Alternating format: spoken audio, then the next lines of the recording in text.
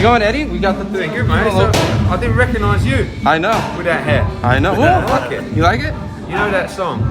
Party rockers in the Yeah. house tonight. You know that guy? On that Yeah, fight. mate. At fight height, we have great hair. Yeah, Yeah. good hair, good hair. So we got the Teofimo Lopez fight finally after all the, it's here. Don't jinx it. No, Don't jinx true. it.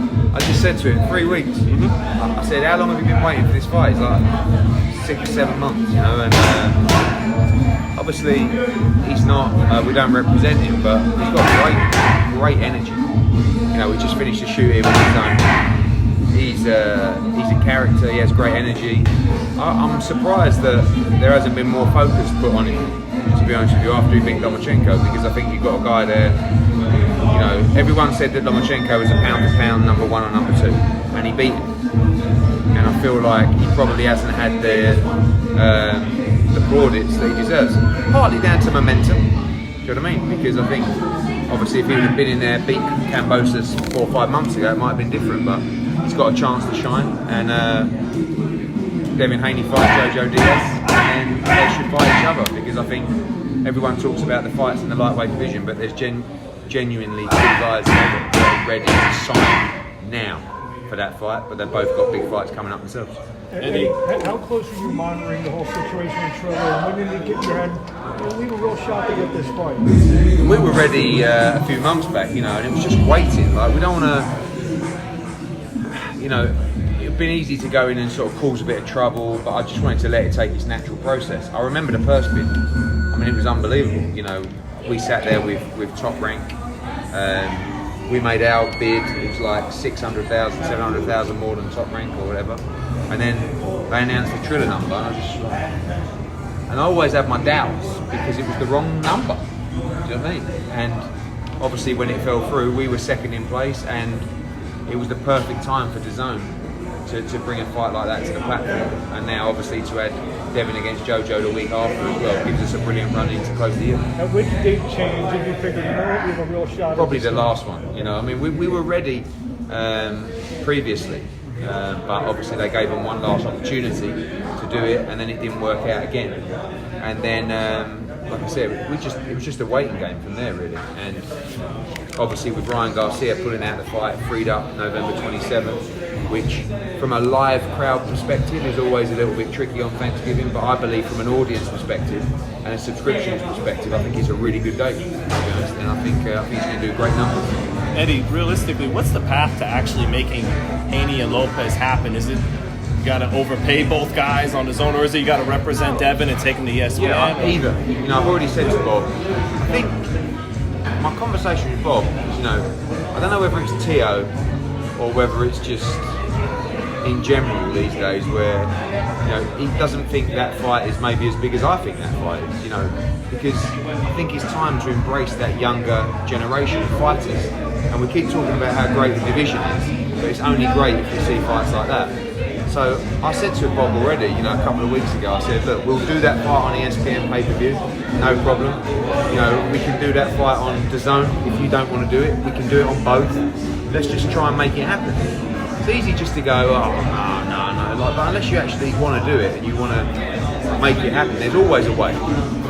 But Teo does have to beat George Kambosos, and Devin does have to beat Jojo Diaz. And I believe if we do that, then there's a great chance that fight happens, because like I said, it seems that with Gervonta Davis, they'll only fight PBC fighters. And with Ryan Garcia, who knows, there you go. Who knows with Ryan Garcia? So let's not muck around, but they've got to get through. What's that, Teo? Tank Davis is a pussy. Why don't you tell us how you really feel? That's how I feel. He's a fake thug. But how do you see that fight playing out, Eddie? Which one? If Teo's to fight Haney. It's a great fight. It's I really rate him. Although I represent Devin, who I rate incredibly as well. I think Teo's the guy that's proved above every other lightweight that he's the real deal, because he beat Vasily Lomachenko. Everybody was having wet dreams about Vasily Lomachenko, and he went in and beat him. In fact, when Teofimo beat Richard Comey, I thought it was a terrible move to fight Lomachenko. I thought that was a star performance against Commey. Go out and defend your title. Don't fight this guy yet. You can't beat this guy. You're not ready for this guy. And he went and beat him. So all the other lightweights, they don't have the win on their resume like he has. So that's why I think Haney Diaz is a brilliant fight, because although he beat Linares last time, this is a win to say, no, I'm actually right up there as well. But he stands at the top because of that win. Is that so? Does he give you the confidence in the young fighters? You just mentioned the need to promote these younger fighters. Does Teo's performance against Lomachenko give you that confidence in the younger fighters of this younger I just think generation? in general, it's about energy. It's about a younger generation. It's about fans dialing in and wanting to be a part of a journey or understanding just energy. And that's what these guys have got. Whether it's Tank, whether it's Ryan, whether it's Devin, whether it's Teo, they've got great energy. You've got an older generation of fighters now. You look at guys, it seems like everybody's aged 10 years in the pandemic. Yeah. Right? I feel that way when I think I'm 42 now. Where did that go? And then you've got like even AJ, 32, like all these guys.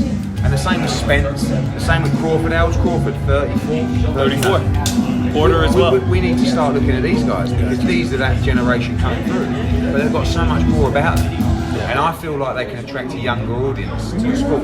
Yeah. Because they've got that, they've got that energy, like I said. And I think that if they can fight each other, even better. And even Kambosos, that's a good fighter. He's not a mug. He's a big favourite though, but Kambosos is going to bring a good energy himself. How true is the DAZN pay-per-view model? Seeing the fact that if that's something that you guys do, try to make these fights, is DAZN pay-per-view going to be something that you guys are going to kind of do? But I'm not. Hold on, wait. Take that back. Take that back. I'm still lightweight. Hold on.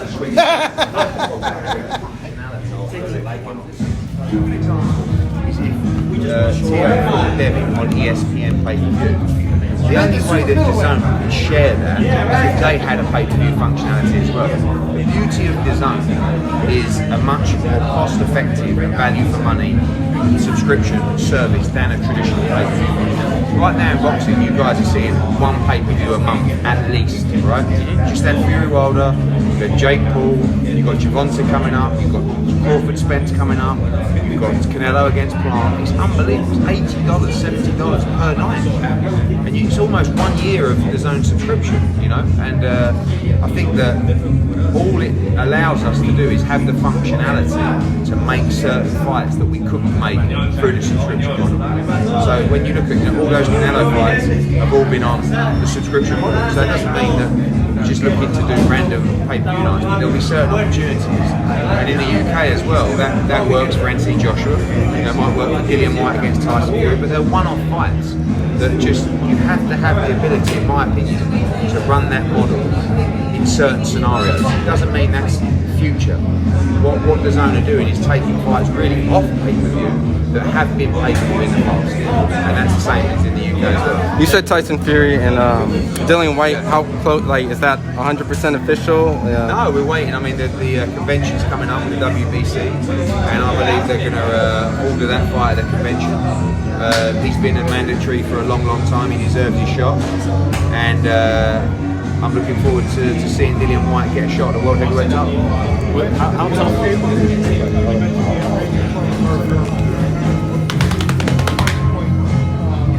Depends. I mean, if you're sharing, this has always been a problem. You can't have two reporters with ESPN and DAZN. The ESPN pay-per-view is subscription for the price.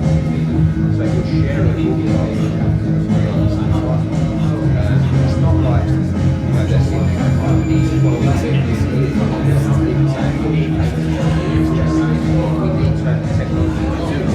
to allow us to bring certain fights to the platform, particularly those shared nights as well.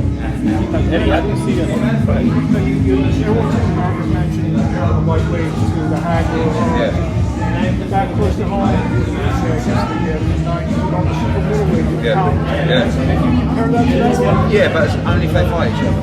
They did. Collins and Best, but you got Joe Calzaghe never really fought a lot of those guys till the end of his career. Then Carl Froch came in and sort of missed Joe Calzaghe, and I just feel like there's no excuse why these guys can't fight each other now. And whole Tank thing with just looking at PBC fights, I think it's bad for the sport. I really do. You know, he'll fight anyone. But when is he going to fight Tio and Devin and Ryan if no one's prepared to work with each other? So that's why, really, you know, when we looked at Devin, we didn't want to do a longer term deal because we didn't want to stop him from getting the opportunity. So basically, didn't want to give anybody the excuse as to why not to fight anyone. Obviously, this run's been perfect with Tio and Kambosos and then Haney against Diaz. So, and it's on the zone. And then Tank the night after Devin. So yeah, exactly. They're all lined up. Yeah, and that's another $79 or $70 or whatever it is. Well, For Gervonta Davis against Isaac Cruz. do you think that's an easy fight for Gervonta or tougher than Cruz is expected? a decent, it's a good, strong fighter. But is it a pay-per-view fight? That's what you've got to ask yourself. You know, I mean, but Tank is a star. He's a big ticket seller, and he's a very, very good fighter. But imagine Tank against Devin, or imagine Tank against Teofimo. Huge fight. Oh, these are fights that could make boxing great again. You know. What's the And conversation been with Al doing- Heyman? And do you think Saunders will Plant will ultimately prove a tougher challenge than Saunders on Saturday night? I think that Plant's a very good fighter, but the problem is we just don't know, do we? Like when you look at their resumes, Caleb Plant has never been beaten an elite fighter. And that's no disrespect to he's beaten some world-class guys, but he's never beaten an elite fighter. Just look at the resume of the last, I don't know, 3 or 4 years. It's not even comparable. So it might be a demolition and a mismatch. But if Caleb Plant has the ability to be an elite level fighter, but you don't know because he's never boxed anyone at that level. But I do rate him. I think he's technically very good. I think he has a good mind. But there's such a different level to where he's been before, and he may freeze, he may be out of his depth, or he may have the ability to compete. You know, the consensus seems to be he can get off to a good start, but ultimately get stopped late in the fight. The tough thing about Canelo is his confidence and his ability to just bide his time. You know, against Billy Joe Saunders, he was winning the fight, but it was quite, it was getting quite interesting, and then like that, the fight turns. And against Kovalev, the same thing. I think he was behind on the cards against Kovalev. Just take my time, I know it'll come. I've never met a fighter like him who is so confident. Like, I was with him last night, just playing poker in his room, and he was like, you could tell him it was a tough fight, and he'd almost just smirk. It's like it's a nice arrogance because he's humble, yet he has that much belief in himself. He can't, in his mind, he cannot be beaten. And that's a very dangerous, when you're as good as he is and you have that mindset, it's a very dangerous combination. I know you like the Bivol fight, Eddie, Yeah. but is Benavidez the toughest fight out there for Canelo? Good fight. I mean, look, there's the Bivol fight, there's the Charlo fight, there's Gennady Golovkin 3, for the undisputed, what would be.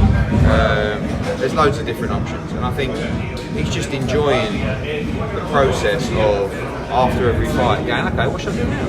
Because you can change your mind. Well, you do a long-term deal, sometimes you get to a point where you think, actually, I don't like the direction this is going in. All he's focused on is Caleb Plant, and then next week he'll sit down and say, okay, what are my options?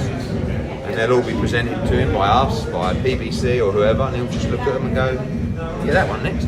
And then on he goes. So it's a really unique situation. Do you think he appreciates that your relationship didn't sour just because he didn't want his very next fight to be Yeah, with I mean, you? look, I know how much the Undisputed meant to him, and I knew we'd been once, we'd done the Callum Smith fight and the Billy Joe Saunders fight. Really, our options for this fight were Dimitri Bivol, and I knew what the Undisputed meant to him.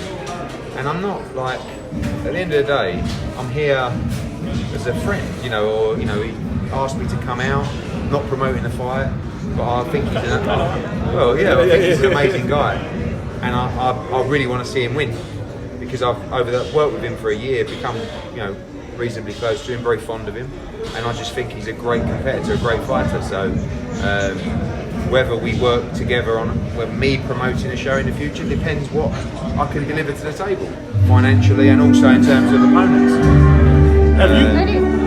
Yesterday Canelo said that he likes the idea of fighting with Artur Beterbiev and he doesn't With think what? with Artur Beterbiev, once Yes. champion, he doesn't think it's crazy. What do you think? I think it's a tremendous fight. It's a very dangerous fight. You know, I think that if he can get undisputed at 168, I think he should go to 175 and try and be undisputed.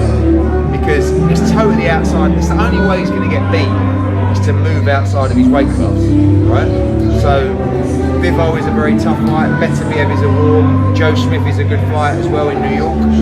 So, you know, if he wins on Saturday, which I believe he will, he'll make history as the undisputed champion. Imagine going up and doing that at light heavyweight as well. It'd be incredible. But Beterbiev against Canelo is one you just watch through your fingers, you know, because it's a very explosive fight. With thoughts, Eddie, that Sugar Hill Stewart today said, let's train Joshua. Let's train him and Fury at the exact same time. And build them up to both be the champ, and then cross that bridge when we get there. In terms of what do you think of that? Joshua could help Fury as well in the Dillian White fight. You know, he's boxed him, so Joshua's, you know, is well documented. He was out here recently looking at many different options, and he's just learning and looking. I think that there's definitely could be a benefit to him of fighting out and training him out of America, and I wouldn't be surprised to see him do that for this next camp. Any preference by you, or do you, any fits Really? you, Do you know Ronnie what? Shields? People say like, who would you like him to? And the answer is whoever he feels most comfortable with, whoever he has that belief in. You know, when he goes out into the ring, to know that the game plan is perfect. When he comes back to the stall, to know that whatever he's told is the right thing. You know, and all of those guys that he's seeing, it wasn't an interviewing process. You know what I mean? It was just meeting people and learning, and it's a big move to come to America for a camp. You know, it's a new place to live, it's a new place to experience, and he really loved seeing all those guys. Well, we saw Lennox grow once he came to the States under Emmanuel. Yeah. Do you think it's possible that happens, and that not only he becomes a better I think fighter? sometimes you have to change your scenery, you have to change your environment to improve. It doesn't matter what you do. You know, if you stay somewhere too long, you get stale. You know, he's been training in Sheffield for a long time, which is the home of the GB Olympic team. But he's been training out there since he was 18, right? So he's been training there for 14 years. Right. It's a long time, and sometimes you've got to move outside your comfort zone. I think that's key as well.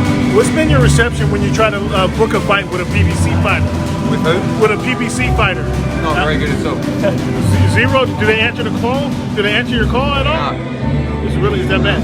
It was. I get the feeling I'm not very welcome around here, which is quite flattering at the same time. Well, yeah. If they're not hating you, you're not doing so I right. said to my dad the other day, you know, because we're trying to hold a press conference for Haney against Diaz, and BBC didn't want us to do it at an MGM property and all that. And I'm like, I said to my dad, you know, I get the feeling I'm not very well liked here. And he said, what do you expect? They don't want you here. They don't want you there. And I wouldn't want me here either.